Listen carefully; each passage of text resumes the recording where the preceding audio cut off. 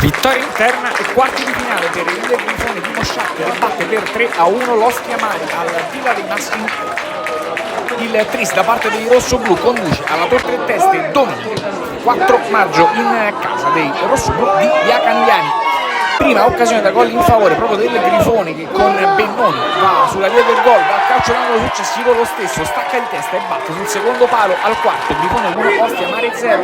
Il bianco-viola al palo per oggi di filata, riuscendo quando possono a oltrepassare la linea di attacco da parte del Grifone. È felice a provare a dare la scossa ai suoi, sinistro che termina sul fondo, lo stesso numero 10 bianco-viola. Poco più tardi tenta la conclusione a giro, palla che termina sul fondo ma dall'altro lato schema da parte del Grifone alla mezz'ora non proprio riuscito, perché l'Ostia Mare riesce a ripartire in velocità, palla in verticale da parte dei bianco-viola che invitano con lo stesso Felici a dare il pallone verso il centro dell'ex Ramieri, che se lo sposta sul sinistro, batte sul primo palo e trova l'1-1 alla mezz'ora.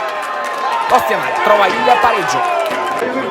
Sono ancora i bianco-viola a rendersi pericolosi con questa conclusione. Poco più tardi parata da parte dell'estremo difensore rosso-blu che si allunga, altro corner da parte del Grifone, traversa colpita da parte dei rossoblù, la sfera arriva al che con il sinistro mette la palla dove il portiere bianco-viola non può arrivare. Grifone 2, Ostia Mare 1. La prima frazione si conclude però con l'ultima vera chance da parte dei bianco-viola. Felici spara alto sopra la traversa da ottima posizione. La ripresa si apre invece con il tris da parte del Grifone a Coroni, batte sul primo palo, non è perfetto il portiere bianco-viola e il Grifone va sul 3-1. Match che poi si allunga ancora. Grifone pericoloso questa volta sul lato di sinistra, palla al centro dell'area di rigore, azione che continua ancora più bene, prova il sinistro, para il portiere dell'Ostia Mare che mette la sfera in corner. Felici prova sul calcio di punizione al 27esimo colpendo in pieno la traversa. Grifone che cala di ritmo, Ostia Mare che invece ci mette il cuore, colpo di testa sul calcio d'angolo, para il portiere